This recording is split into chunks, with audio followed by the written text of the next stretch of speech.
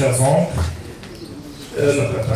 si je peux demander aux gens de fermer leur portable.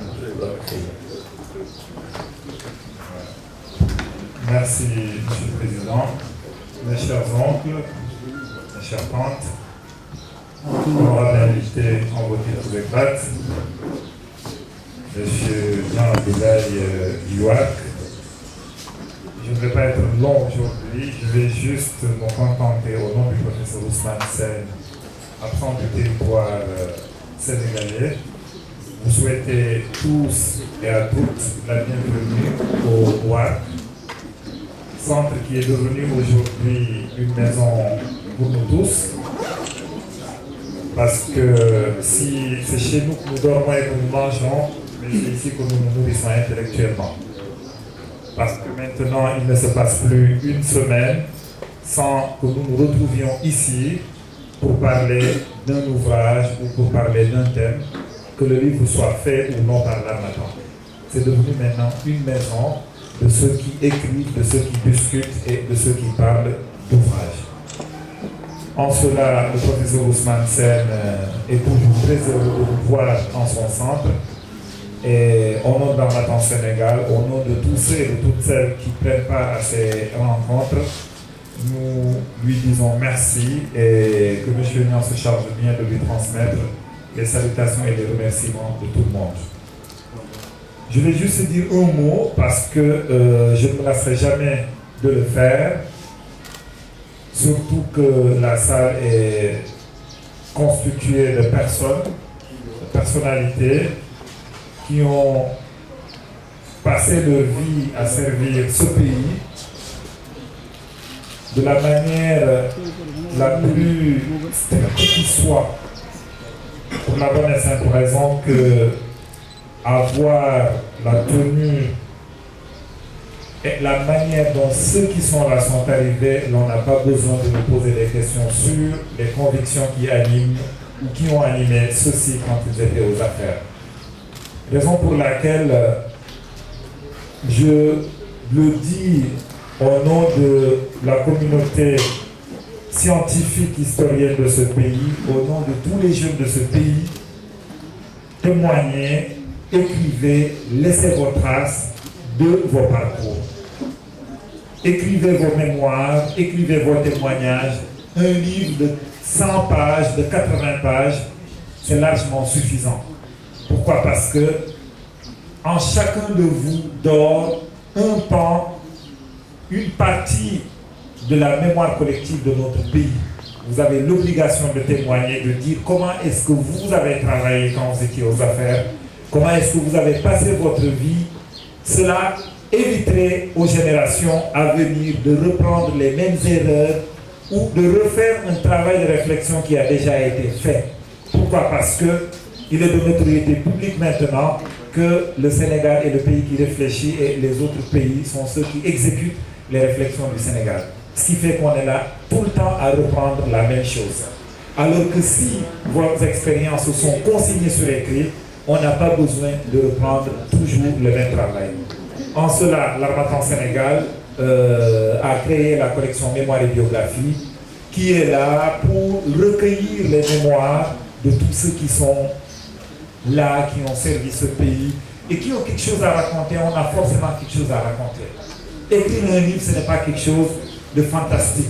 Il suffit juste de se décider tous les soirs de prendre son cahier d'écolier ou bien d'ouvrir son ordinateur. Et maintenant, je sais que même parmi vous, il y en a qui utilisent la tablette. Prenez la tablette, même si c'est un paragraphe que vous écrivez, chaque jour un paragraphe, 2 mois, 3 mois, 4 mois, 1 an, ça finira par devenir un livre consistant. Et un pan de notre histoire sera ainsi couché. Après, nous historiens, avec nos étudiants, nous allons essayer de voir comment est-ce qu'il faut faire de cela œuvre scientifique. Parce que si vous ne témoignez pas, ce sont des autres qui vont essayer d'imaginer ce que votre vie a été. Et bon Dieu, quand même, ne laissez pas les autres raconter vos rêves alors que vous êtes là. Ce sont ces mots que j'avais à dire. Et puis vous remercier tous de vous déplacer à chaque fois qu'on vous convie à participer à un lancement d'un livre. Et puis voilà, c'est une activité qui est là, qui continue, qui existe grâce à vous. J'ai en face de moi le doyen Alakan qui, depuis 5 ans maintenant, je ne pense pas qu'il ait raté une seule des cérémonies que j'organise. Je le cite parce que je ne peux pas citer tout le monde. Merci tonton Allah à travers vous. Merci à tous les autres. J'espère que le débat sera à la hauteur des attentes. J'en ai trop dit et puis merci à tous. Merci donc Diallo. Nous allons passer la parole maintenant au professeur Magaye Kassé qui dispose de 15 à 20 minutes pour présenter l'auteur.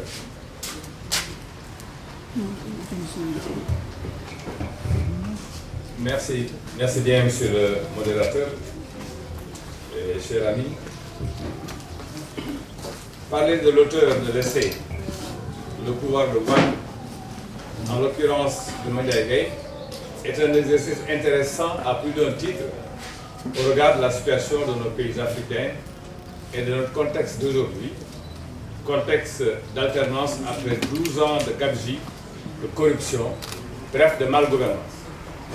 Tout le monde avait fini de reconnaître qu'Abdoulaye Wade avait volé au peuple sénégalais 12 années précieuses au cours desquelles on aurait pu entrevoir le bout d'un tunnel tracé 40 ans durant par le défunt pouvoir socialiste.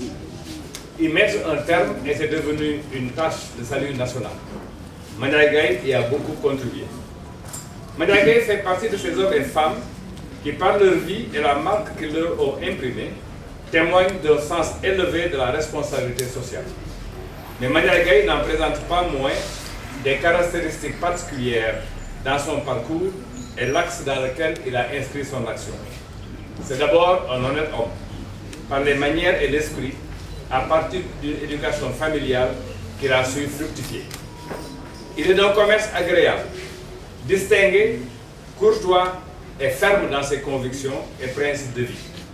C'est ce qui fait qu'il est à l'aise dans sa culture, ouvert au monde et capable d'y jeter un regard critique, surtout par rapport aux différentes évolutions subies par nos environnements particuliers, traversés de différentes influences qui ont laissé des marques particulières.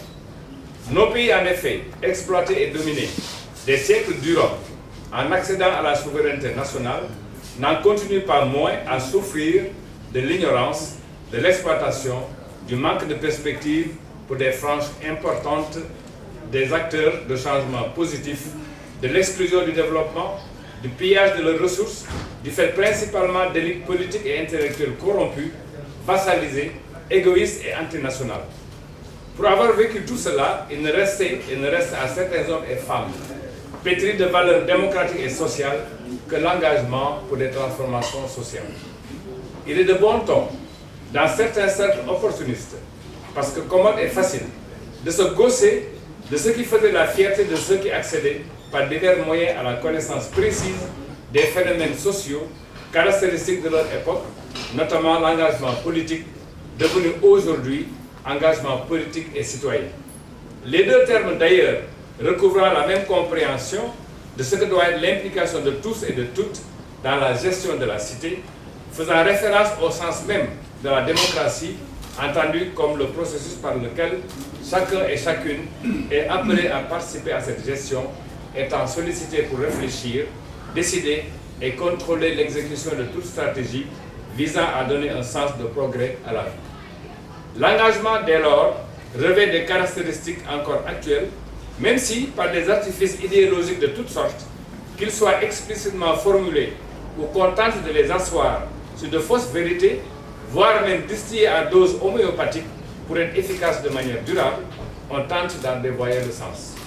C'est tout le combat de ceux qui s'élèvent contre l'opportunisme politique de certains grands transhumants que Feu Ibn Ndiaye qualifie dans son excellent roman Mouchoir de femme, je le cite, de prostituée politique. Mandiaye Gaye est aux antipodes de ces intellectuels en inscrivant son action dans la permanence de ces idées de progrès et de transformation sociale. C'est ce qui explique son engagement assez très tôt dans sa réaction par rapport à l'injustice dont il a été victime de manière flagrante, arbitraire et à des fins d'exclusion définitive du processus d'acquisition de connaissances qui passe par l'école, lieu de socialisation et de réalisation de soi. Il a ensuite inscrit cet engagement dans l'action, à un moment où il était nécessaire, mais pas évident, de faire des choix de vie de bon aloi. Se former pour devenir et pour acquérir des compétences visant à installer des savoir-faire et des savoir-devenir. Quand, à 14 ans, arbitrairement, de manière délibérée et cynique, Maniaye Gaye est exclu de la voie royale qui pouvait mener à des études secondaires, voire supérieures, à un âge donc où la sensibilité est la plus mise en alerte, où les rêves de réalisation de soi, par un travail scolaire assidu, en classe de CM2, il a pris la seule option qui lui ouvrait, dans le même temps, les chemins de l'accomplissement, comptant sur ses aptitudes dont il avait très tôt conscience, aidé en cela par des patriotes qui subissaient à un autre niveau les mêmes formes de discrimination, d'exploitation des ressources humaines et matérielles et de répression des velléités d'affranchissement de la tutelle étrangère sur nos pays. L'école d'histoire qu'il fréquente est dans le même mouvement l'école de la vie, qui allie savoir et connaissance, conscience des enjeux de l'école et de la formation et moyens d'affirmation de soi, volonté d'émancipation des carcans préétablis pour des enfants issus de familles modestes, voire de couches et classes défavorisées et populaires, un tremplin donc pour mieux appréhender dans leur globalité et leurs interactions les enjeux du moment, prélude à des batailles futures dont l'issue épousera les méandres de l'exploitation des hommes et des femmes de nos pays. Au moment où il était devenu incontournable d'emprunter la voie de l'émancipation qui ouvrait des perspectives aux jeunes Maniaye Gaye, la rencontre qu'il opère avec l'instrument dont se sont dotés les Africains les plus déterminés pour sortir de leur situation d'exploitation coloniale, en l'occurrence le Parti africain de l'indépendance PAI, sera déterminante dans le parcours politique, social et culturel de Maniaye Gaye, confirmant ainsi la traduction des valeurs de dignité et de courage que lui ont inculquées et sa famille et son milieu. Le PAI, se creuser de toutes les énergies salvatrices, sera une seconde école pour Maniaye Gaye, lui ouvrant les yeux sur les différentes facettes de l'exploitation et de ses hommes de main, aiguisant ses connaissances, rendant plus concret et plus mûr un engagement balbutiant, mais juste pour la libération. Cette rencontre est pleine d'enseignements pour allier une connaissance théorique des enjeux de situation, par exemple ses cours à la section comptabilité de la Chambre de commerce de Saint-Louis et ses discussions avec les tenants des thèses anticoloniales comme Ly Baïdy Tidiane, et une connaissance pratique du système d'exploitation en vigueur, par exemple son passage comme travailleur à la manutention africaine, qui affine sa perception du racisme colonial et de ses suppôts locaux, l'injustice et l'exploitation dont sont victimes les travailleurs nègres. La lutte anticoloniale est celle contre les nouveaux maîtres des pays africains, au service de l'exploitation étrangère et de l'aliénation de nos peuples, vont tremper le caractère de Maniaye Gaye et lui permettre d'affirmer une personnalité d'homme progressiste au service des intérêts de son peuple, spolié et enfermé dans l'ignorance et l'exploitation pernicieuse, dont les conséquences se feront sentir pendant tout le règne de Léopold Sédar Senghor.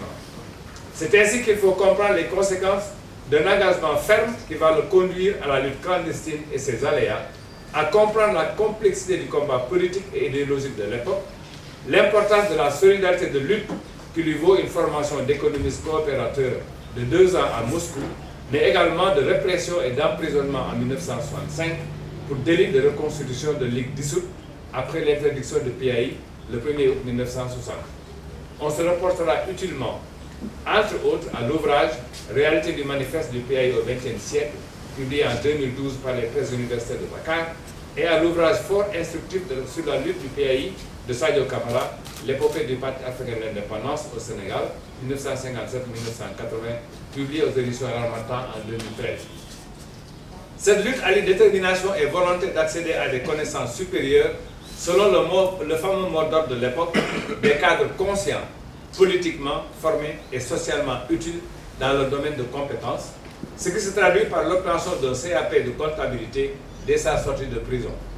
Ce diplôme permet à Maniaye Gaye de travailler en 1967 à Paytax Sénégal, puis à Africoto jusqu'en 1986 comme comptable et comme chef comptable des périmètres maraîchers du Sénégal, relevant du ministère de l'Agriculture, ex-BED Sénégal, de 1986 à 1990.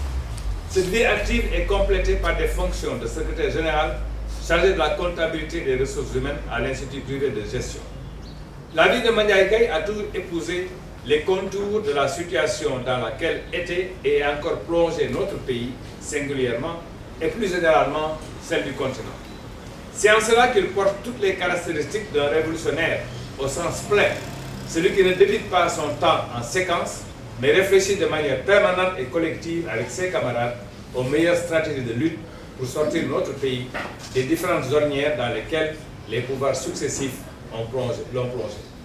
C'est ce qui va à Mandiaye Gaye et à ses camarades du PAI Sénégal, puis du Parti de l'Indépendance et du Travail, PIT Sénégal, mais aussi du Parti de la Renaissance et de la Citoyenneté, une expérience de lutte multiforme, politique et syndicale dans des instances d'élaboration de stratégies de lutte, de mise en œuvre et à des postes de responsabilité, notamment à l'UNTS et à la CNTS, pour la défense conséquente et de place des travailleurs.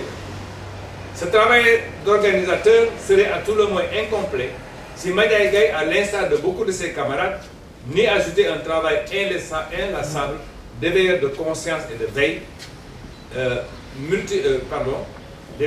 d'aiguillon vers l'action. C'est ainsi qu'il faut comprendre son écriture multiforme dans les journaux de référence incontournables qu'étaient les journaux de parti comme Moom Se Réew ou d'opinion progressiste à vocation de rassemblement contre la politique de Léopold Sédar Senghor comme And Soppi, dont la contribution à la défense et à l'élargissement des libertés démocratiques n'a pas eu d'égal dans notre pays, référence incontournable pour qui veut comprendre l'histoire politique contemporaine du Sénégal et précurseur de la presse libre au Sénégal au moment où celle-ci était ailleurs. Le travail d'écriture de Mandiaye Gaye est lu sous ce rapport comme avant-première d'une volonté d'intervenir dans la presse comme une sentinelle ouvrant la voie à une prise de parole critique et plurielle telle que nous l'avons vécue à partir des années 2000 avec l'avènement d'Abdoulaye Wade et de son système mafieux d'accaparement des richesses nationales à des fins spéculatives et de création artificielle d'oligarchie financière. Cette voie d'une prise de conscience, d'une prise de parole plurielle, a encouragé différents acteurs par le fait même à dénoncer et à proposer implicitement et explicitement des voies de sortie de crise pour notre pays, dont la crise de la gouvernance est l'aspect le plus saillant. Dans le chapitre de l'analyse des textes littéraires, nous dirons de Mandiaye Gaye qu'il a redoré le blason de la chronique politique, dans tous les sens que ce terme englobe, c'est-à-dire, je cite, recueil de faits historiques rapportés dans l'ordre de leur succession, fin de citation, selon le Petit Robert, mais aussi annales, histoire, mémoire.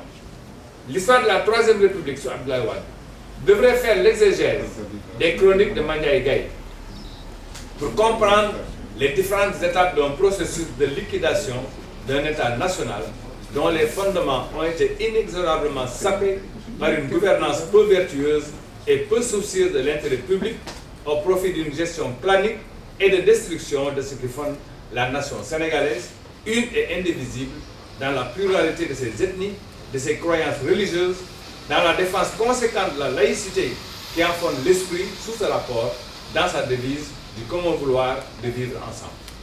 Dans la mesure où Mandiaye Gaye n'a pas peu contribué à l'idée d'abord, à la réflexion ensuite, et à la mise en œuvre des décennies durant d'une ligne politique de large rassemblement dans un cadre idéologique bien précis et facilement reconnaissable, il a vu de manière cohérente une des opérationnalités de cette ligne qui ne pouvait être le seul fait des politiques somme toute minoritaires dans l'espace national, mais qui devait embrasser et convaincre des secteurs de plus en plus larges de la population, notamment ceux qui se reconnaissent dans la défense de ce qui fait leur être social, la société civile bien comprise dans son acceptation première. C'est ce qui explique l'engagement multiforme de Mandiaye Gaye dans cette société civile, à commencer par son implication dans la réalité de la décentralisation, des compétences transférées aux communes et communes d'arrondissement, dont la sienne, où il exerce les fonctions de secrétaire général adjoint de l'association des résidents des cités de la commune d'arrondissement de Ouakam. Son action à ce niveau permet de prendre des initiatives opportunes pour le bien-être des populations, dont l'assainissement des quartiers est un impératif de bien-être social. Revenant à cette activité d'écriture, nous dirons qu'elle avait besoin de plus d'espace, d'être efficace dans la durée et dans la nécessaire distanciation propice à la réflexion. C'est ainsi que Mandiaye Gaye s'est lancé avec courage, obstination, malgré les écueils de toutes sortes, la censure non officielle, et mon ami de gauche en sait quelque chose, dans la poursuite de son travail d'éducation politique par des publications de haute facture intellectuelle. Il a parachevé ainsi une contribution remarquée dans le cadre des assises nationales dans la commission Institutions, Liberté et Citoyenneté. En publiant en aval et en amont de ces importantes réflexions inclusives et successivement, le Sénégal sous Wade en 2010, la problématique de la citoyenneté au Sénégal en 2011 et le pouvoir de Wade, autocratie, impunité et perte de valeur en 2013. Ce triptyque montre en suffisance un bel exemple d'engagement constant, lucide et optimiste pour des causes justes. C'est ce qui fait l'exemplarité dans la démarche citoyenne de Mandiaye Gaye qui marque cette étape importante avec cette nouvelle publication. Il faut espérer qu'il emporte des adhésions de plus en plus massives à l'idée qu'il n'y a aucune fatalité dans le sort fait au peuple, sort qui ne peut être qu'éphémère, que l'avenir et leur destin leur appartiennent en dépit des aléas de l'histoire. Les différentes publications de Mandiaye Gaye sont atemporelles, puisqu'elles mettent également en garde, et pour demain, tout pouvoir qui serait tenté d'emprunter les funestes chemins de l'alternance dévoyée. Je vous remercie.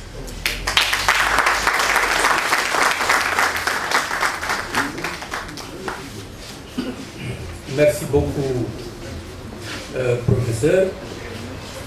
Vous conviendrez avec moi que la présentation est claire. Elle est profonde, elle est pertinente, elle est exhaustive. Normal, puisque les deux amis, Mandiaye et Magaye, ce sont des compagnons de plus de 50 ans pour la même cause. Par conséquent, il connaît celui qu'il présente. Je n'aurai pas le douter par conséquent d'y ajouter un seul mot, et c'est ainsi que je vais sagement passer la parole au professeur Boubacar Diop, qui va disposer de 15 à 20 minutes également pour vous présenter l'œuvre de notre ami. Boubacar. Merci, Président. Merci à M. Diallo de l'Armata et à toute l'équipe du WAC. Je voudrais saluer également tous les amis, les camarades, les collègues, concitoyens et tous les participants. C'est un redoutable honneur pour moi d'avoir été choisi par Mandiaye pour faire partie des présentateurs de son dernier livre. L'exercice est redoutable pour deux raisons. La première raison vient des liens affectifs, fraternels avec l'auteur depuis longtemps, que le professeur Magaye a donné quelques idées de ce parcours. Je partage avec Mandiaye une bonne partie de ma vie à Saint-Louis.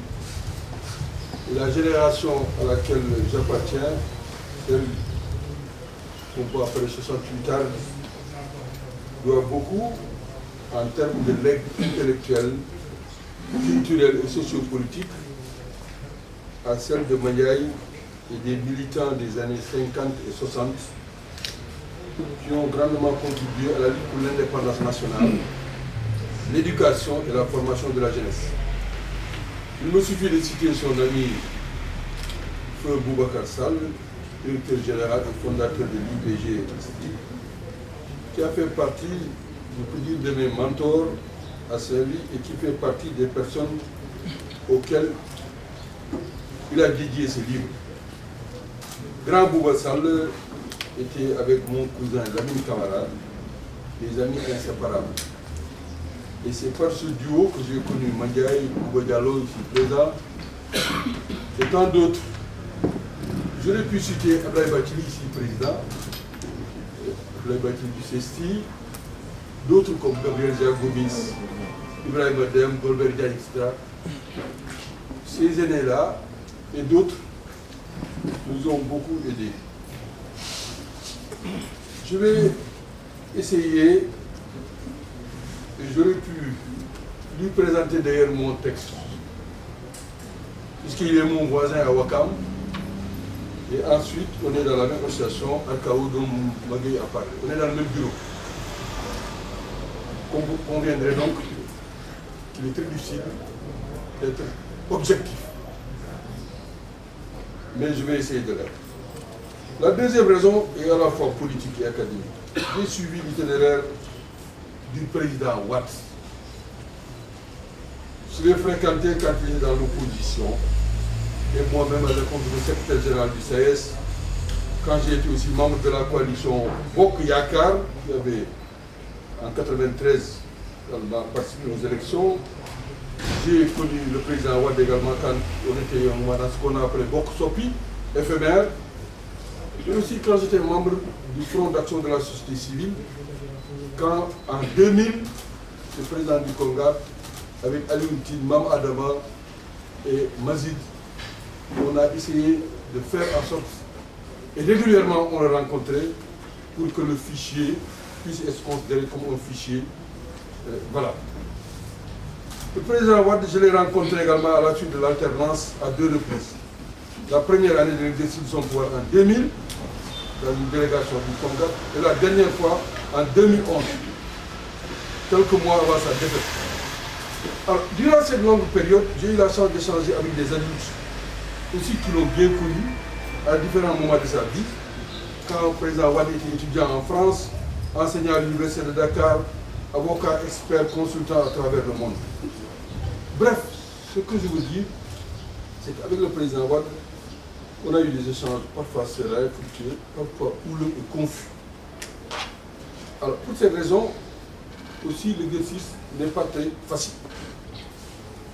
Bref, pour parler du livre, le roi, l'empereur, Wade est un personnage central du livre, avec le trône qu'on voit et sa couronne. Le décor que vous voyez qui est coloré, de la couverture en vert, jaune pâle, rouge foncé, sans étoiles, sans baobab, semble indiquer qu'il s'agit d'une réflexion sur Machiavel des tropiques. Déjà, la couverture annonce la couleur. Je ne sais pas qui a choisi, comment, mais cette couverture-là, si le Sénégal est là, sans étoiles, sans baobab, ça indique déjà que ça va chauffer. Reconnaissons d'emblée qu'il est difficile de ranger le livre dans une catégorie classique. S'agit-il d'un pamphlet écrit satirique, généralement court et violent, dirigé contre quelqu'un, en l'occurrence Wade, contre une institution, son régime, contre un groupe, l'oligarchie, qu'il avait créé autour de lui, Amath Dansokho, à qui l'auteur a rendu hommage dans ce livre, a relevé ceci. Le livre est très bref par sa taille, plus de 240 pages, comparativement aux 2 autres livres. Nogueï en a parlé. Mais Amath ajoute que l'auteur a traité beaucoup de problèmes de société, généralement tabous. J'y reviendrai. Et ce n'est pas le moindre mérite de ce livre. Il allait ainsi de la question maraboutique et des sermons scandaleux de certains chefs religieux rétribués pour donner une onction religieuse à leur mobilisation pour Abdoulaye Wade. Il en est de même pour la dénonciation des actes de violence contre certaines minorités et la persistance des préjugés rétrogrades en violation des droits de l'homme. Là, je cite Amath Dansokho, qui est la référence. De ce fait donc, le livre peut être considéré comme une adresse au peuple sénégalais sur des questions de valeurs, sur les institutions, sur le travail, le dialogue social, la justice, etc. J'ai beaucoup aimé le débat sur la peine de mort qu'il a soulevé ces jours-ci. Toute la presse en parle, sur l'homosexualité, les débats dans notre pays, etc. Donc tout ça, c'est dans le livre. Il s'agit, à mon avis, plus qu'un pamphlet, il s'agit d'une diatribe qui intègre, avec des développements doctrinaux, la défense des institutions républicaines, démocratiques, etc. Et c'est là, à mon avis, réside l'originalité du livre. L'auteur ne s'en cache pas. Il a voulu, à travers l'ouvrage, contribuer à mettre un terme, je cite, à l'alternance marquée du saut de Wade pour une alternative plus salutaire et plus crédible. C'est donc logiquement que les dernières pages soit consacré à un avertissement. Le dernier pas, c'est un avertissement à qui, vous comprendrez, à qui. La précieuse victoire du peuple sénégalais le 25 mars 2013 est un avertissement donné à tout pouvoir qui voudrait demain tenter d'imiter un tant soit peu la pratique monarchiste, antidémocratique et peu vertueuse que nous avons connue avec Abdoulaye Wade qui vient d'être balayé maintenant, je cite, Madiaye. L'ouvrage apparaît, on peut penser à un recueil d'articles mis en spirale. Il est très pédagogique, andragogique je devrais dire. On note au fur et à mesure des questions et on trouve les réponses ou les esquisses de réponses en cours de lecture. Alors pourquoi j'ai parlé de spirale? Parce qu'en suivant le plan qu'il annonce dans son avant-propos, l'auteur commence par la genèse de l'alternance. Il explique le long processus qui a conduit à l'alternance de 2000. Le rôle des partis de gauche qui ont su surmonter leurs contradictions, leur dispersion antérieure, l'effort dans l'élaboration d'un programme, comme le programme commun en France, la division au sein du PS, le départ de Beau Calibre, d'Iboka Niass, l'insatisfaction des populations porteuses d'une forte demande sociale, le code électoral consensuel, un ministre de l'Intérieur neutre, un général de l'armée à la retraite, le général Sissi. Voilà les éléments qu'il pose pour expliquer l'alternance. Dans cette partie, l'auteur n'a pas manqué de vigilance. Il a souligné les insuffisances de l'opposition et son manque de vigilance. L'absence d'un dispositif d'encadrement et de contrôle. Des questions sur le choix du capitaine d'équipe. Des questions d'éthique. Il insiste sur les critères de choix d'un leader, sur sa crédibilité, la connaissance de son passé. Bref, il montre que la victoire a eu lieu. C'est vrai, le peuple a exprimé sa joie, on a fêté, mais le réveil a été brutal. Et la deuxième partie est consacrée au réveil, moi je dirais le réveil dans la douleur. Et à ce niveau, tout à l'heure je pense que Madiaye pourra répondre, on peut relever une apparente contradiction. Le réveil, est-ce qu'il peut être brutal alors que lui-même, Madiaye, insiste sur le fait que le processus de désillusion s'est fait par étapes. Je cite Madiaye, il parle des Sénégalais, il découvrait au fur et à mesure, il dit que les révélations venaient une à une, etc. Je me demande si le réveil n'a pas été lent. En fait, l'auteur dégage bien les linéaments de la descente aux enfers. Et je cite les éléments qu'il donne dans le livre. La cérémonie de prestation de serment. Je crois qu'il fait partie des rares, Latif, je crois qu'il faut lui reconnaître ça, il fait partie des rares journalistes, et je fais partie aussi de ces citoyens, qui, dès la prestation du serment, se sont dit où est-ce qu'on va. Donc, Madiaye rappelle ça, prestation de serment, la substitution de programme, le naufrage du Diola, dans la 6e partie, la loi relative à la vice-présidence, l'infraction à la loi au code électoral, sans oublier l'affaire Segura, le refus du bulletin unique à l'élection présidentielle. Donc il donne un certain nombre de faits qui expliquent cela. Bref, cette gouvernance nauséabonde dont il parle, pour reprendre ces termes, devait inciter le peuple sénégalais à voter en février 2012 contre le régime de Wade. L'auteur est conscient qu'il faut s'appuyer sur d'autres valeurs et reconstruire les institutions. La 3e partie du livre est consacrée aux institutions, fondées sur les valeurs républicaines, sur la laïcité, la démocratie, la lutte contre la corruption, la dépravation des mœurs, le mensonge, le parti pris manifeste clanique ou confrérique, les passe-droits, l'enrichissement illicite. Le régime de Wade a mis en place une oligarchie des médiocres, je cite, de prédicateurs de type violent. Il a cultivé la transhumance, le népotisme. Son état libéral fut une république bananière, je reprends également le terme. La 4e partie est un développement des mots qui ont gangréné la société sénégalaise, l'argent, la corruption, la promotion, les privilèges, le larbinisme. L'auteur insiste sur les leviers du système et les mécanismes, les fonds politiques et les fonds secrets. Et puisqu'il faut bâtir, il fait un retour sur l'État. Cinquième partie est consacrée à l'administration générale et à la fonction publique sous Wade. Alors là, il y a une confusion monstre qui s'est installée au Sénégal. Il y a eu un traitement dégradant envers les fonctionnaires méritants. La destruction ou la conservation des archives, l'éclatement et la récréation des collectivités locales. Bref, incohérence, absence d'unité et de coordination dans les mesures prises, les commandements morcelés, cacophonie totale. L'auteur a fait une analyse très fine de ce désordre organisé. De fait, là il a fait une très bonne analyse. Il s'agit d'opportunités de création de marchés juteux, de gré à gré. Bref, l'oligarchie qui profite de tout cela est bien décrite. Je renvoie au livre. Le résultat de ce démantèlement conduit à l'insécurité générale. La sixième partie, violence, injustice, insécurité ambiante, le développement permet de revenir.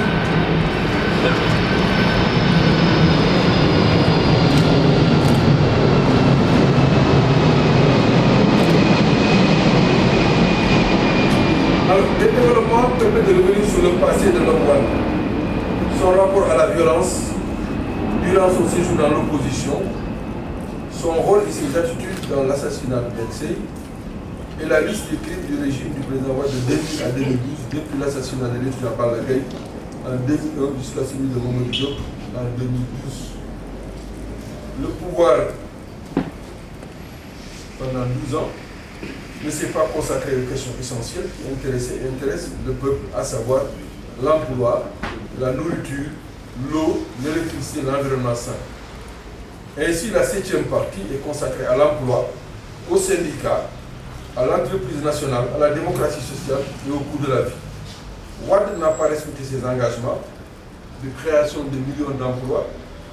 Il a créé des scandales effroyables dans le domaine foncier. Les déflatés et les chômeurs n'ont pas été heureux.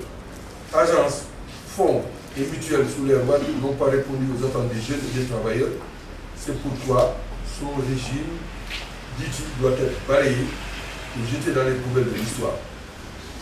La huitième partie consacre le retour sur des questions institutionnelles, pourquoi je parle des spirales, ou le despotisme éclairé de Wade. Pour l'auteur, il faut restaurer la République.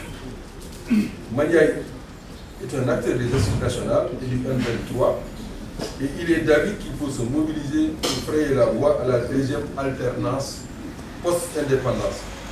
Il félicite le M23 pour ses acquis et l'invite à l'humilité, à une meilleure organisation. L'auteur fait un plaidoyer pour la politique au sens noble du terme. Il rend hommage à Ahmad Dansokho pour son engagement et sa constance dans les combats républicains, démocratiques et sociaux. La conclusion, le verdict est sans appel. Abdoulaye Wade doit dégager, doit être éliminé d'office pour l'élection présidentielle à cause de son bilan négatif et catastrophique. Je termine, Monsieur le Président, par quelques questions et suggestions. Après la lecture, on peut poser quelques questions. D'abord, à propos, je pense que Modiaï pourra revenir, de la faiblesse des informations sur le passé du président Wade. Je pense que les éléments qui figurent à la page 23 auraient pu être nuancés.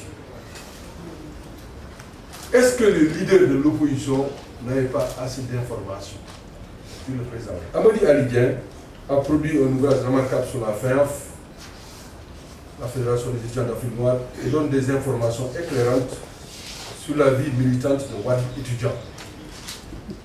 Mieux, un film produit par Cheikh Tidiane Ndiaye, un ancien de Sud Pro, film que j'ai vu, peut-être que Ndiaye a vu, permet d'en savoir un peu plus sur la pérégrination politique de Wade, ses relations avec le MLN de Kizerbo, avec le PRA d'Abdoulaye Ly. Mieux encore, des échanges avec certains de sa génération auraient permis d'en écrire un peu plus sur ses relations avec Majmoud Diop, Cheikh Ante Diop, Saliou Kadi, et le soutien que leur a apporté un moment précis, Gaïde Fatma. Wade n'était pas un président politique, il a bourlingué, il a travaillé avec certains de ses leaders. C'était à mon avis, c'est cet itinéraire qui peut expliquer le populisme. Wade, ses positions qui peut varier de l'extrême gauche à l'extrême droite. Cette transition permet de réfléchir sur les succès relatifs de Wade. Quelle articulation entre son tempérament, ses valeurs et certaines tares de notre société? Heureusement que Mandiaye lui-même a fait un effort pour montrer que le cas Wade s'explique parce qu'il y a un terreau fertile dans le pays et dans certaines catégories sociales. Ce qui explique l'oligarchie qui l'a entouré. À mon avis, l'auteur du défenseur analyser les raisons du succès de Wade lors de la présidentielle de 2007. Je fais partie des gens qui pensent que s'il y avait 15 tours en 2007, Wade aurait gagné encore les 15 tours. Je crois que sa victoire de 2007 doit nous faire réfléchir. Pourquoi il a gagné en 2007? L'utilisation qu'il a fait de l'appareil d'État est une piste de réflexion profonde, de même que les faiblesses de l'opposition. Alors, Mandiaye a fait des développements sur la nature de l'État en général, africain en particulier, sur l'origine des fonds secrets. Ne faudrait-il pas aller au-delà du caractère, parce que Mandiaye a analysé ce problème. Il dit le caractère volontariste et généreux des premiers États engagés dans la lutte anticolonialiste. À mon avis, il faut revenir sur l'histoire des institutions politiques, surtout sur la tradition romaine et napoléonienne, qui, il faut le reconnaître, porte les stigmates des mutations liées au passage de royauté à la République et enfin à l'Empire, avec une longue tradition de caisses publiques et de caisses privées. C'est cette oralité de cette tradition française, napoléonienne, la caisse publique et la caisse privée, avec toutes les conséquences que l'on peut mesurer encore.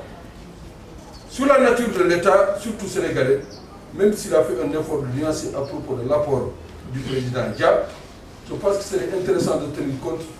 Magaye a parlé du livre de Sadio Kamara sur le comportement de l'État, même sous le régime du Grand Maodo. Je crois que l'avantage du livre de Sadio, c'est que même l'État, sous le président Dia, a eu un comportement qui a été terrible. Et c'est le même État qui l'a assaini. Bref, pour avoir soulevé toutes ces questions, l'ouvrage de Mandiaye mérite une large diffusion. Là, je fais un clin d'œil à l'Harmattan. Cet ouvrage bien écrit, avec de belles et pertinentes citations littéraires, fait partie de ceux qui peuvent clore la série, à mon avis, sur les années Wade et ouvrir celle sous l'ère du nouveau président Macky, puisque l'ouvrage se termine par avertissement. Si l'ouvrage est à rééditer, je pense qu'il faudra effectivement tenir compte de tous ces éléments et d'autres que je transmettrai à l'auteur. Je vous remercie.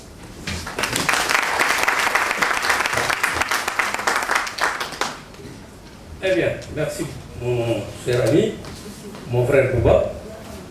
Vous savez, je serai autant que j'ai été prudent avec la présentation de Kassé, je le serai également avec la présentation de notre ami Bouba. Vous avez constaté vous-même que la présentation est digne du professeur qu'il est.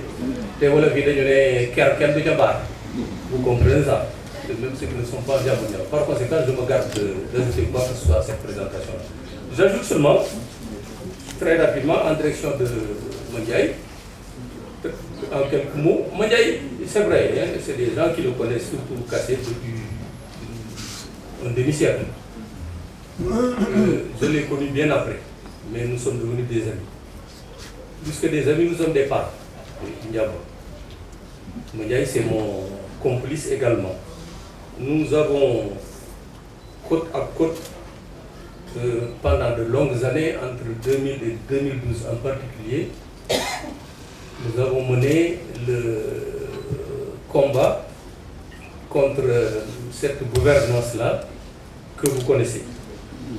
Nous avons essayé, dans toute la mesure de nos moyens, de cultiver notre part du jardin national. Nous avons souffert, il faut le rappeler, ensemble, en même temps que des gens comme le doyen Fadel et de nombreux autres, nous avons souffert de l'insoutenable censure qui frappait nos différentes œuvres. Insidieuse, absolument. Et je fréquente Mandiaye de très loin, de très près pendant de longues années, mais je constate qu'il a beaucoup plus de souffle et de persévérance, de courage que moi. Parce que quand je finis par me convaincre, depuis bientôt 2 ans, j'espère que je me trompe, que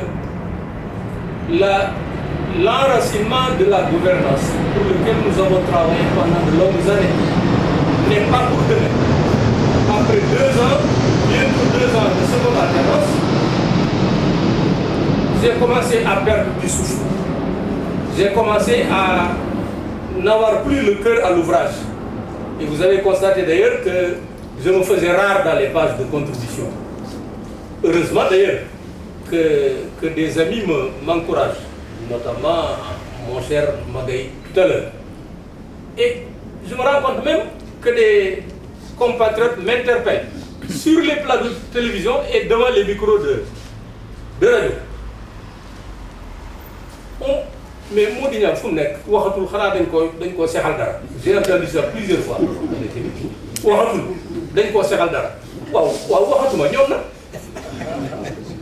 Moi, j'ai écrit pendant 40 ans. 40 ans, j'ai écrit pendant 40 ans. Ok. Quand même, il est grand temps. Un autre m'a interpellé dans un mail. Voilà, vous écrivez sur je ne sais pas quoi, alors que je vous attendais sur tel terrain, je vous attendais, etc. Je lui ai fait sagement une réponse, je lui ai dit oui, c'est vrai. Vous m'attendiez sur tel terrain, vous ne m'avez pas trouvé. Je lui ai envoyé au moins 2 contributions sur le sujet. Vous m'avez attendu sur tel terrain, vous m'avez pas. Je lui ai envoyé au moins 2 contributions sur le même sujet. Et je lui dis, vous êtes des lecteurs épisodiques. Bon, je vous ai prouvé que sur ces terrains-là, vous devriez me trouver. Mais vous, sur quel terrain devrais-je vous trouver? J'ai cherché partout, je ne vous ai trouvé sur aucun terrain. Je n'ai jamais lu un mot de vous. Il n'a pas répondu. Voilà les Sénégalais. Ils poussent. Alors, pourquoi ils n'écrivent pas? Pourquoi? Et eux, pourquoi ils n'écrivent pas? Ça, quand même, il faut que ça arrête. Je devais le dire. Donc, je vous remercie les uns et les autres. Mon cher Mandiaï, je renouvelle mon amitié. Et pour terminer, Bouba, en réalité, vous avez dit que les gens n'étaient pas peut-être suffisamment informés sur la personne de Wade. Oui, si c'est le cas.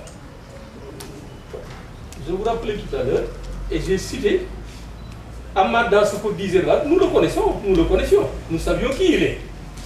On le savait.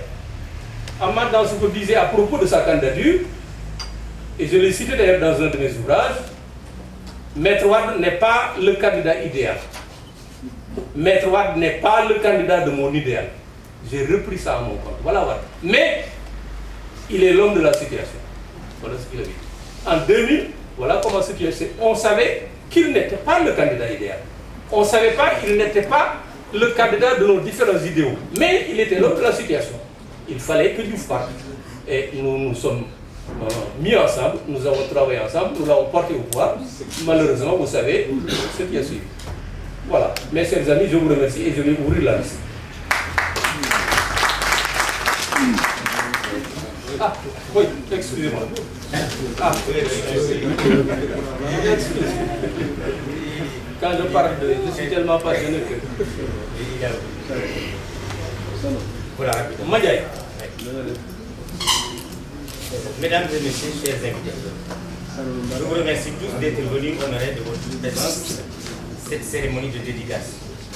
Votre présence est pour moi une marque d'encouragement et de témoignage et d'amitié qui me va droit au corps. Tout d'abord, je remercie M. Ousmane Sen, directeur du WAD, de son hospitalité et d'avoir mis le centre à notre disposition à chaque fois que de besoin, avec en plus toujours un accueil chaleureux. Je remercie aussi M. Abdoulaye Diallo, directeur de l'Armatan, qui ne ménage aucun effort pour organiser les séances de présentation et de dédicace des livres édités par sa maison. Et ainsi, il m'a fait d'amitié de prendre l'initiative d'organiser aujourd'hui cette séance de dédicace. Ensuite, je formule des remerciements à l'endroit du camarade Amath Dansokho, ministre d'État, pour avoir accepté de préfacer cet ouvrage. Il l'a fait à double titre, parce qu'il est acteur permanent de la vie politique depuis plusieurs décennies, mais et surtout encore comme témoin vivant de tous les événements dont il est question dans le livre. Naturellement, je remercie aussi le professeur Bouba Diop, qui a accepté avec plaisir de faire la présentation de l'ouvrage, malgré toutes les multitudes de préoccupations professionnelles et autres tâches de régulation qu'il assure avec discrétion et humilité dans notre espace social global. Je lui témoigne ici en votre présence toute ma reconnaissance et mon amitié. Enfin, je remercie également le professeur Magaye Kassé, camarade et ami, pour avoir accepté de présenter l'auteur. En effet, nous avons cheminé ensemble pendant une longue période comme militants. D'abord au sein du PAI Sénégal et ensuite du PIT Sénégal. Une période durant laquelle nous avons partagé des joies et des peines, sans jamais douter de l'avenir, à cause de nos fortes convictions communes et aussi de notre engagement pour un idéal commun au service de notre peuple. Je voudrais alors brièvement camper l'ouvrage sous le triptyque ci-après: autocratie, impunité et perte de valeur. Pourquoi le sous-titre du livre, le pouvoir de vote? Autocratie, impunité et perte de valeur. J'ai réalisé cet ouvrage, qui est mon troisième du genre, en tant qu'acteur de la vie politique et sociale, et puis, comme l'un des témoins parmi tant d'autres, d'avoir été aussi parmi ceux qui ont vécu la pratique politique peu recommandable de Maître Wade, avec l'œil d'un observateur attentif aux faits. À ce titre, j'exprime alors, à travers l'ouvrage, la somme d'une expérience que je souhaite partager avec mes lecteurs. En effet, Maître Wade fut un opposant pendant 26 ans. Ensuite, il a eu à diriger notre pays durant 12 longues années, qui furent pénibles pour la majorité des Sénégalais, ou alors pour ceux qui ne vivaient que du fruit de leur labeur. Et malgré tout cela, le résultat auquel il est parvenu, après 38 ans d'activité politique intense de façon ininterrompue, est quasiment un désastre ou une catastrophe pour notre pays, par rapport aux attentes auxquelles nous avions légitimement droit. C'est ce que j'ai voulu résumer dans ces trois termes clés: autocratie, impunité et perte de valeur. Et j'ai tenté aussi, autant que faire se peut, au cours de cet exercice, de mettre en relief les conséquences néfastes qui ont engendré dans la vie économique et sociale des citoyens de faibles conditions, qui sont incontestablement les victimes les plus frappées par leur impact négatif. Certains pensent ou penseront sans doute que c'est un acharnement que je fais sur l'homme, mais en vérité il n'en est rien. C'est simplement qu'il me semble juste, et même être un devoir citoyen, de dévoiler certaines facettes que Abdoulaye Wade nous avait dissimulées tout au long de sa quête du pouvoir et pendant l'exercice de celui-ci.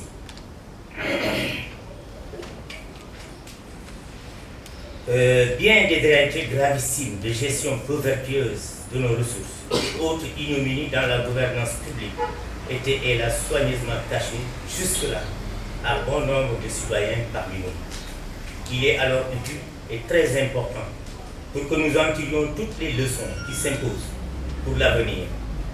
Voilà pourquoi il m'importe surtout de prévenir et d'alerter les Sénégalais à devoir débusquer et démasquer de tels dirigeants nuisibles pour leur peuple. Maître Wade est bien l'un de ceux-là. On se le rappelle encore, qu'en quête forcenée du pouvoir, il nous promettait monts et merveilles, ainsi qu'une gestion rigoureuse de nos ressources et des libertés démocratiques pour tous. Mais une fois installé au pouvoir, il l'exerça personnellement avec gabegie, en dehors de toute règle démocratique et républicaine. Pourquoi autocratie? Parce que Maître Wade, bien qu'étant élu démocratiquement et ayant accédé au pouvoir de manière légale et transparente, s'est considéré au fil du temps comme un homme providentiel irremplaçable et non plus comme un simple élu du peuple. Et fort de l'appui borné de ses laudateurs inconditionnels, qui ne tarissaient pas d'éloges sur lui, il prit ainsi ses rêves fous et les dires de ses affiliés pour de la réalité. En fin de compte, si nous nous référons aux actes qu'il posait au quotidien, dont la plupart sont en marge de la légalité républicaine et constitutionnelle, il est évident que son attitude était bien, ou semble être, celle d'un roi sans couronne ni trône. C'est ainsi qu'il a cru que plus rien ne lui était interdit pour gérer notre pays en roue libre et agissait dans les faits à sa guise. À la limite d'ailleurs, pour lui, le Sénégal était devenu, entre parenthèses, le royaume des Wade et les Sénégalais, leur simple, entre parenthèses, sujet. Pourquoi impunité? Se considérant naïvement comme un véritable souverain, il n'était plus dès lors, à ses yeux, un justiciable. Ainsi, aucune juridiction ne pouvait et ne devait être opposée contre sa personne, tant physique que morale, parce qu'il se considérait comme étant au-dessus d'elle.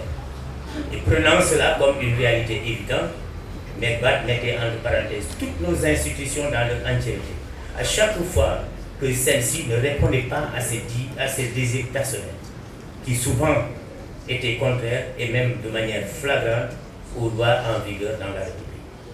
Ce qui présume qu'il y avait là une intention préméditée de Maître Wade de violer délibérément les lois. Et c'est effectivement ce qui s'est bien produit durant ces 2 mandats. En fait, pour lui et sa cour, il n'était en aucune façon punissable et pouvait alors bien disposer des Sénégalais ainsi que des ressources du pays comme bon leur semblait, sans courir aucun risque de sanction pénale, tout le temps que Maître Wade resterait au pouvoir. Tout simplement parce qu'il se considérait comme étant hors des lois en vigueur dans la République. Et pour eux, celles-ci étaient faites et décidées uniquement à punir les autres citoyens, ou, entre parenthèses, sujets, et non aux membres de la Cour royale, entre parenthèses, de Wade.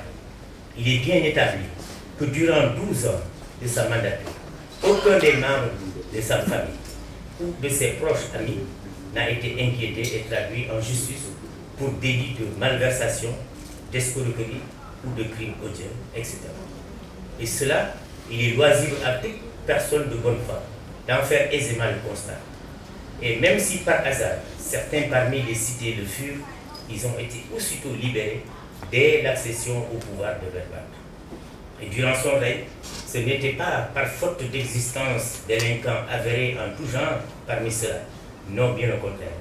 Le fait qu'ils furent tous couverts et assurés totalement par Maître Wade de ne pas être inquiétés malgré la gravité de leur délit est l'expression achevée d'une impunité caractérisée d'un déni de justice.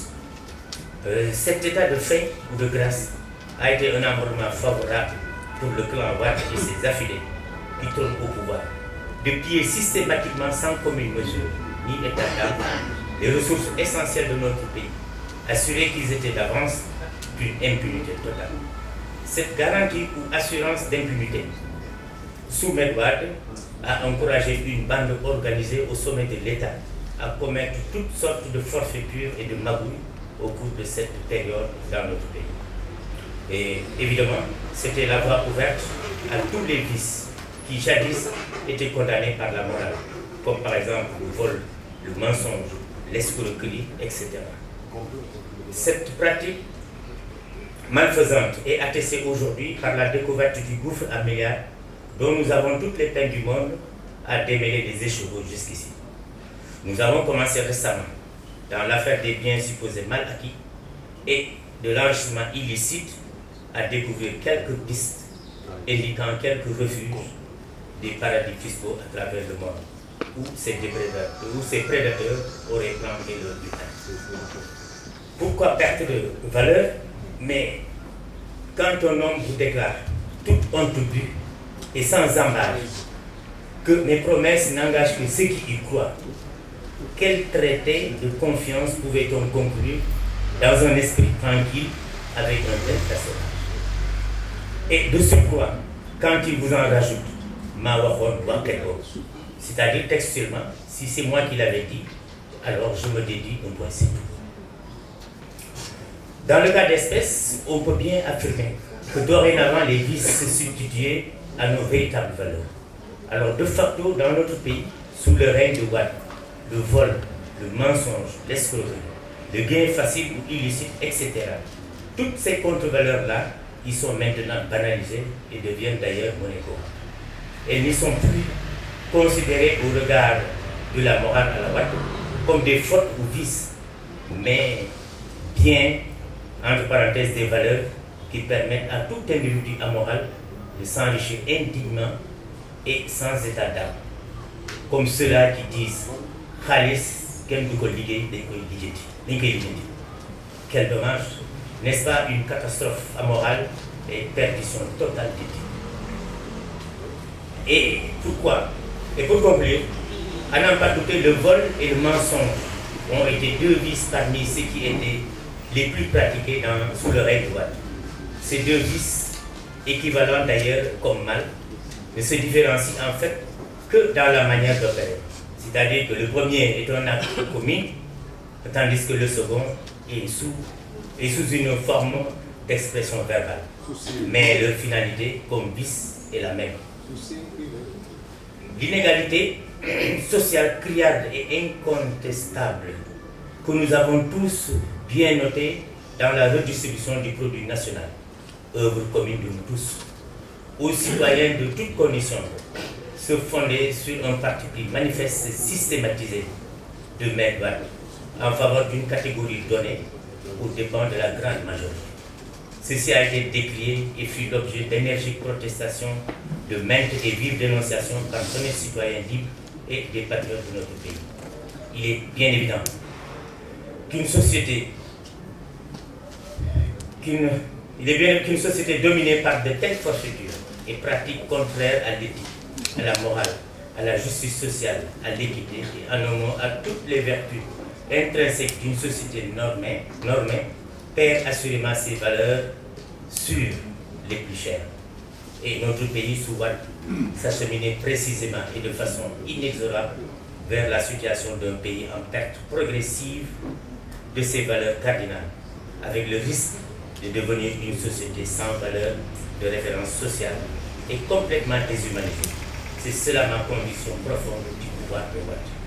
Et au-delà de cette situation que nous avons relatée, en bref, d'autres questions d'actualité brûlantes et sociétales ont été aussi abordées dans l'ouvrage.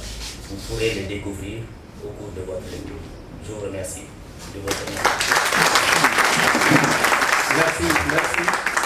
Merci Mandiaye pour ces amitiés en direction de Wade. Je vais maintenant prendre la liste de ceux qui souhaiteraient intervenir.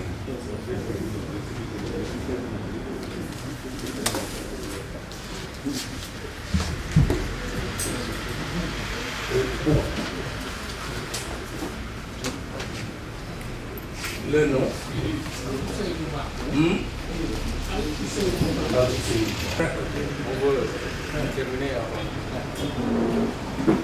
Merci monsieur le modérateur et félicitations aussi au WAC pour la belle initiative qui nous est offerte ce soir.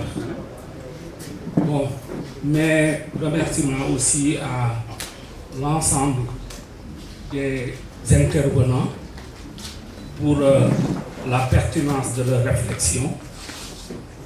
Je dis aussi dont le professeur Boubadjo. Et je voudrais aussi simplement dire que je dis un bonjour à mesdames et messieurs en vos titres et qualités. Moi, je m'appelle donc Al-Ousseinouba et je suis doctorant en sociologie et je m'intéresse à la question de la démocratie. Bon. Ma question, elle est la suivante. Moi, je voudrais savoir quel est le départ entre l'institution et la responsabilité de l'homme. Parce que nous savons que les institutions, on en a besoin. On met aussi des hommes pour les animer. Mais souvent, quand il y a des actes, comme par exemple en l'occurrence la personne citée aujourd'hui dans l'ouvrage, le président Wade en l'occurrence, il y a des actes qu'il faisait, on disait non, c'est le système lui-même qui a des problèmes. Ou bien, en fait, il y a le système fait quelque chose, on dit non, il devrait intervenir parce que ici, c'est lui-même, c'est sa responsabilité qui est engagée. Donc, au final, ma question c'est comment faire le départ entre l'institution et la responsabilité de l'homme. Je vous remercie de votre attention. Merci beaucoup. Merci. La parole à... Et c'est pourquoi je prends la parole pour témoigner. Parce que Mandiaye, on s'est connus depuis l'avènement du PIT. Et dans toutes les luttes sociales, politiques, Mandiaye était impliqué. Que ce soit au niveau syndical, au niveau politique. Également, c'est un homme vertueux, parce que j'ai eu à le pratiquer étroitement. On a partagé des instances. Rigoureux également dans la défense et dans la gestion. Il a géré les finances quelque part là où nous étions ensemble. Et c'est une gestion rigoureuse également. Donc c'est un homme qui a des principes. Peut-être jusqu'en 2002-2003, on s'est séparés, après avoir fait tout le circuit politique ensemble. Et chaque fois, je le lisais. Et je revoyais toujours le Mandiaye. Je n'ai pas encore lu ces livres, mais quand même, la brève présentation qui a été faite reflète l'homme dans ses idées, que ce soit au niveau du PIT, que ce soit au niveau du PRC, au niveau de, je ne sais pas, les partis qu'on a partagés ensemble. Et même quand on nous quittait également, quand on était ensemble, il quittait, c'était ça, la défense de ça, c'est pourquoi il est parti. Je pense que c'est toujours l'homme qu'on revoit. À travers ces résumés, c'est l'homme que je revois, ferme, mais également aimant son pays. Peut-être que je voulais dire simplement, il faut que le livre ne sert pas à dire bon, on a vu, on a chassé des partis, on a décrit, on a réveillé le peuple, on a participé à son départ. Mais qu'on continue à être la sentinelle. Il y a des choses qui commencent à se tisser. Et Mandiaye, tu combattais cela. Et je pense que j'avais lu un de tes articles, il disait que ça revient, le Kumodi. Je pense qu'il faut continuer encore à être la sentinelle. Parce que pour nous, ce qui importe, c'est le progrès. C'est une bonne gestion de ce pays. C'est qu'on ne dilapide pas. C'est qu'on ne voit pas une gestion familiale de ce pays, mais une gestion de compétences. Je pense que Mandiaye et tous les autres doivent continuer à écrire pour être la sentinelle de ce peuple.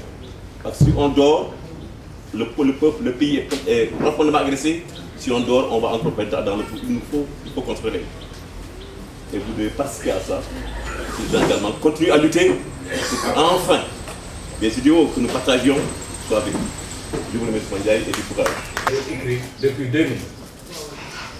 Dans le spectre assez large de tous ceux qui ont écrit sur la gouvernance, sur la corruption, le régime de Wade et tout ça, je crois que ça nous aiderait beaucoup à comprendre un certain nombre de phénomènes sur lesquels on peut attirer l'attention pour éviter, justement pour continuer à être des sentinelles par rapport à la nouvelle situation.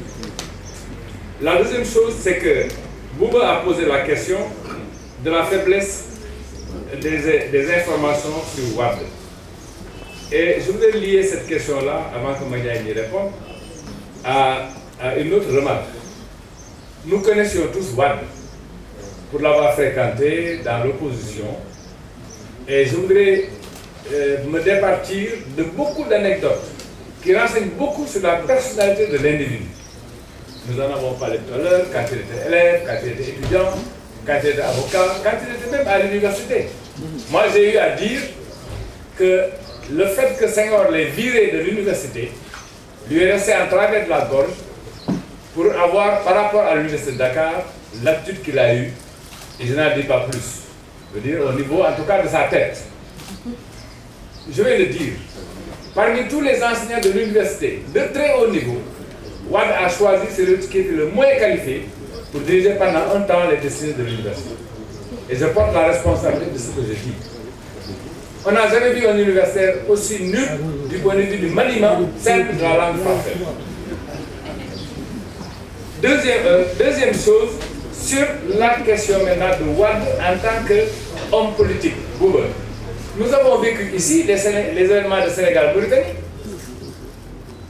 Le bataille-guerre Wade qui voulait précipiter notre pays dans la guerre contre la Mauritanie au moment où les fusées de Saddam Hussein étaient pointées sur nous. Mais comme on disait après 2000, on aurait posé un char contre Diouf qu'on aurait voté pour le char. Tellement les gens en avaient ras-le-bol de la gestion du Parti socialiste. Et enfin, cette question-là, moi j'ai toujours pensé jusqu'en 2000 que le pouvoir socialiste ne partirait pas sans une guerre civile.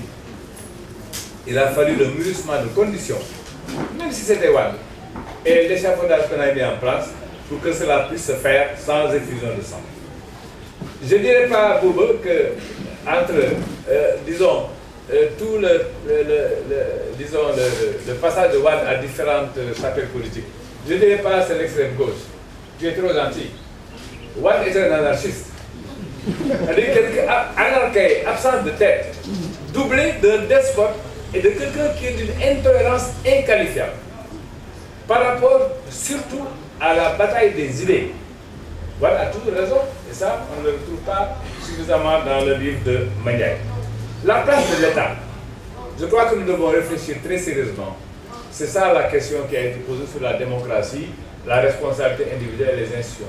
Tant que le Sénégalais n'aura pas une culture de l'État, tant qu'on ne comprendra pas quelle est la fonction de l'État, pourquoi nous devons être dans une situation où l'État représente les intérêts de tout le monde et non pas les intérêts d'une frange, et pourquoi on a galvaudé, on a dénaturé l'engagement politique dans des termes que moi je refuse de plus en plus, des politiciens. Nous ne sommes pas des politiciens. Nous sommes des citoyens conscients de leurs droits et de leurs devoirs et que nous battons pour une vie meilleure. C'est ça faire de la politique.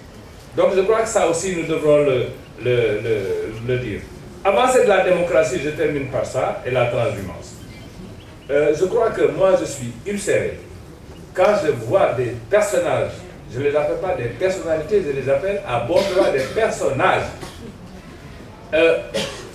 Disons, manger à tous les râteliers. Et c'est le terme qu'il faut. Qu'on les reçoit au palais aujourd'hui, moi ça me choque.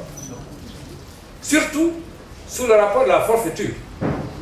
J'en veux pour preuve 2 individus qui ont été reçus récemment et sur lesquels je n'ai aucune espèce d'aménité par rapport à leur passé. L'un est un arrêt de la forfaiture. Nous en avons parlé d'ailleurs, tu as fait une contribution. J'en ai parlé lors d'un débat avec Ahmad Dansoko et Youssou Rwand et Feu Hassan Sek sur les porteurs de pancartes. Ceux-là ne méritent pas de fouler l'endroit le plus sacré de nos institutions qui est la présidence de la République. L'autre, je n'ai même pas besoin de revenir là-dessus parce que tout le monde le connaît. Je crois que ça nous incite davantage à écrire, à encore écrire les méfaits de la transhumance et la question des valeurs. Enfin, sur l'avancée de la démocratie. Tout à l'heure, mon ami et grand frère Aziz, mais c'est la lutte des démocrates qui a fait que si Mania a été emprisonné en 1965, il ne peut plus l'être en 2000 ou après 2000. C'est pour ça qu'il faut qu'on remette Wade à sa place. Ce n'est pas le plus grand démocrate. Les démocrates, c'est ceux qui ont fait de leur vie, de leur chair, et de leur famille, et de leur temps, et de leur boulot, pour que ce pays soit là où il est aujourd'hui, avec le nombre de partis que nous avons. C'est ça la réalité. Je crois que c'est pas pour... Là, Abdoulaye Wade ne pouvait pas faire autant que Senghor a fait, parce que nous avons balayé Senghor entre temps. Nous avons balayé Abdou Diouf entre temps. Je crois que ce que vous voulez dire, je m'excuse d'avoir été un peu long, puisque je n'aurais pas dû revenir à ma parole normalement, parce qu'il n'y avait pas une question précise qui m'était adressée. Merci. Merci.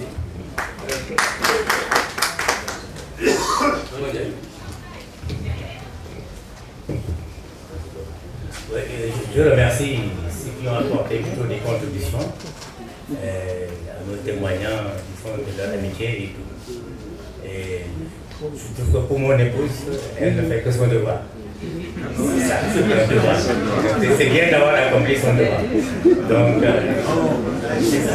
Alors, à propos de la question de l'autre, on dit souvent les institutions doivent être de bonnes institutions. Mais ce qui est important, c'est les gens qui sont chargés de diriger les institutions. Si ces gens-là ne doivent absolument quelle que soit la qualité des institutions, ça ne peut pas marcher. Donc avec Wade, c'est ça. Parce qu'il avait une constitution ou des institutions parallèles à celles qui existaient. Parce que par endroit, il y a les institutions, et la constitution était bonne par endroit. Mais Wade, quand il avait besoin de faire ou de violer, il met de côté la constitution, les institutions et tout cela, et il se forge un chemin, ou bien ce qu'il doit faire, sans tenir compte des institutions ou de la constitution. Donc, il faut que nous ayons des citoyens responsables, qui peuvent, quand ça ne va pas, qui lèvent la voix, qui se battent pour que les institutions soient appliquées correctement.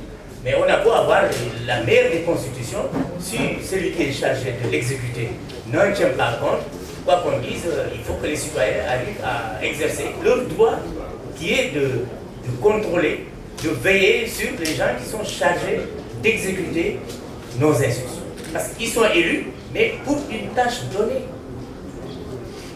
Quand ils ne s'exécutent pas comme il se faut, il faut qu'il y ait des citoyens aptes, mais qui ne dorment pas. Alors, malheureusement, si nous sommes peu nombreux à agir ou à dénoncer ces trucs, bon, les pouvoirs continueront à exercer comme on leur semble les institutions. C'est ça que je voulais dire. Voilà. Merci, président. Je voulais juste deux trois choses. D'abord, sur effectivement le régime du président Wade et l'audace. J'ai rappelé l'autre jour, quand vous était présent,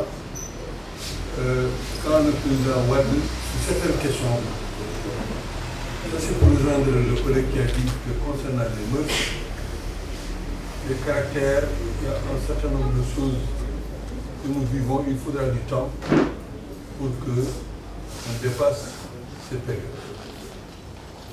Le président Wade a osé dire au Méridien, devant des milliers de gens,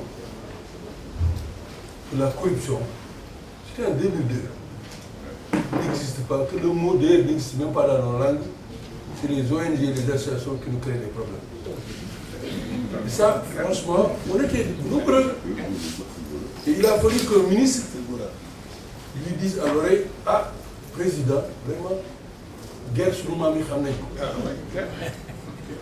Donc, c'est pour dire l'audace et je ne reviens pas sur le fait de mettre le khalife général des Mourides sur une liste et sur un certain nombre de choses. Je crois que il va être plus difficile, à mon avis, dans l'histoire politique du Sénégal pendant des années encore, de voir cette audace et les risques qu'on a connus. Moi, je me rappelle avoir dit à certaines personnes âgées, quand derrière lui et Idriss Seck, à un moment, la polémique était arrivée à un niveau très grave, il y avait des menaces de révélation. Je me rappelle avoir demandé à une personne que si on continue comme ça, ce pays va exploser.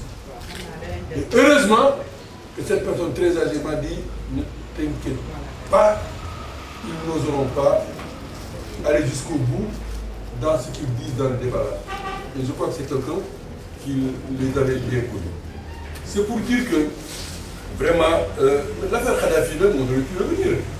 C'est quelque chose qu'on semble minimiser, mais qui a des conséquences extrêmement graves. Que les Américains, les Français aient osé, parce qu'ils n'osaient pas attaquer, qu'ils aient osé faire intervenir le président Wade pour faire ce qu'ils ont fait.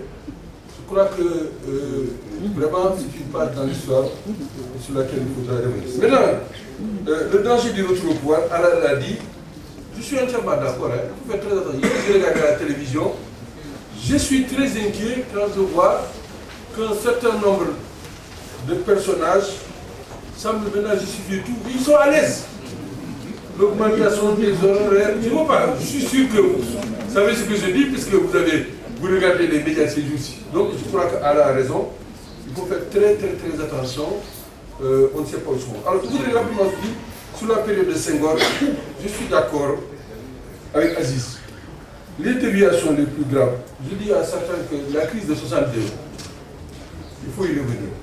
Le présidentialisme qu'on voit actuellement et la crise de 68, le parti État, souvent je dis que l'école est enseignante, la destruction du système éducatif, mais après les événements de 68, c'est à partir de ce moment que Senghor a décidé qu'il n'est pas PS, ne peut pas être proviseur. Oui, le parti État, c'est en ce moment que ça a commencé. Et tout ce qu'on a vécu, je crois qu'il faudrait revenir effectivement sur cette période-là. Et je me rappelle, nous, à l'époque, le proviseur qu'on avait au lycée, c'était Amsata Sarr, mais tous on les a liquidés. Et on a fait venir des gens qui ont commencé à faire de l'école. Excusez-moi du terme, n'importe quoi. C'est à ce moment que ça s'est 71, 72, 73, et tout ce qu'on a vécu là, je crois qu'il ne faut pas. Alors, maintenant, moi, a dit, bon, j'ai trouvé l'expression partie de l'extrême gauche à l'extrême droite, parce que c'est honnêtement ce que je pense. Parce que, je rappelle que le président Wade a dit que la laïcité, il faut l'enlever. Je ne sais pas si vous vous rappelez. Et puis le même président Wade a posé une fois à l'extérieur, mais attaquer violemment encore les gens qui voulaient changer encore le code de la République. Ça, c'était à mon avis l'extrême.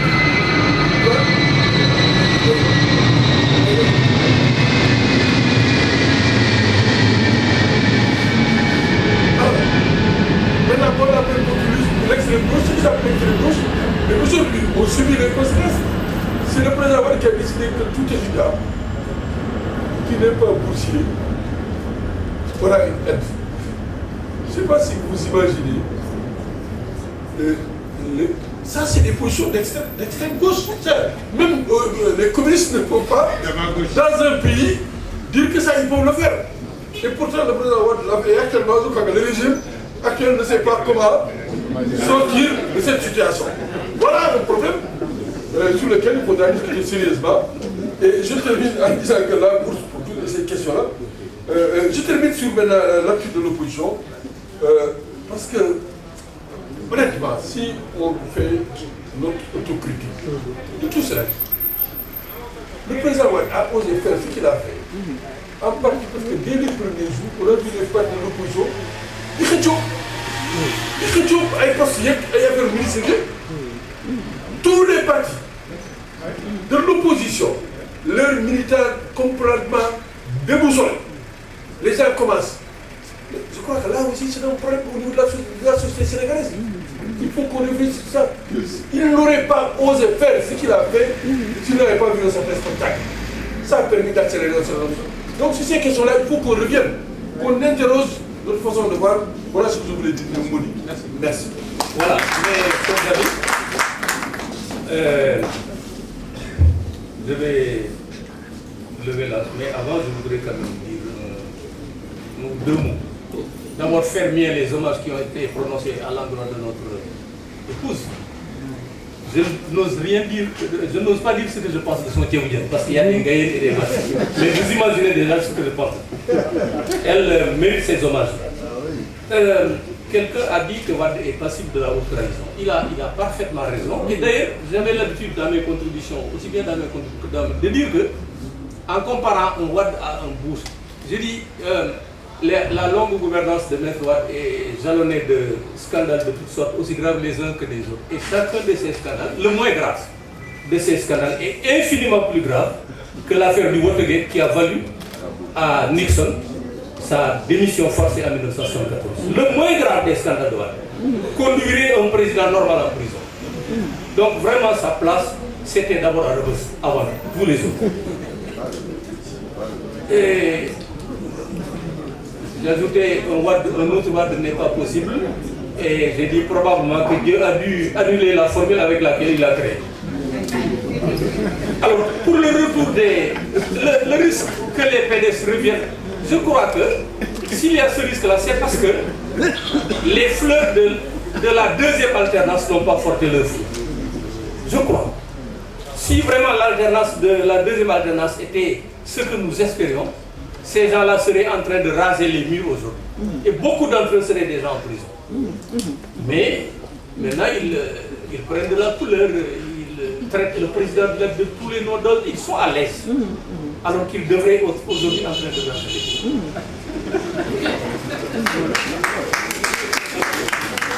voilà, pour les transhumants, je ne reviens pas sur ça. C'est une honte pour le Sénégal. Et j'ai dit dans ma dernière contribution que c'est une marque déposée finalement. Ça devient une spécificité proprement sénégalaise.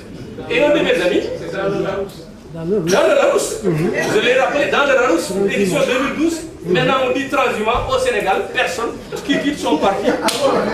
Oui, c'est dans le Larousse, j'ai rappelé ça dans mon 2012, édition 2012. Ça ne nous honore pas. Et d'ailleurs, j'ai rappelé dans mon texte également qu'un de mes amis qui ne les aimait pas les a traités de Mbambour. Parce qu'il mange à tous les râteliers. Le Mbambour là est guidé par son instinct, les Grecs,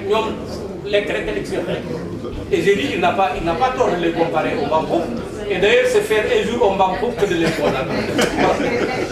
Donc, mes chers amis, je vous remercie et je pense que d'ici à quelques jours, nous aurons encore à nous retrouver ici pour une autre cérémonie. Je vous remercie pour votre attention.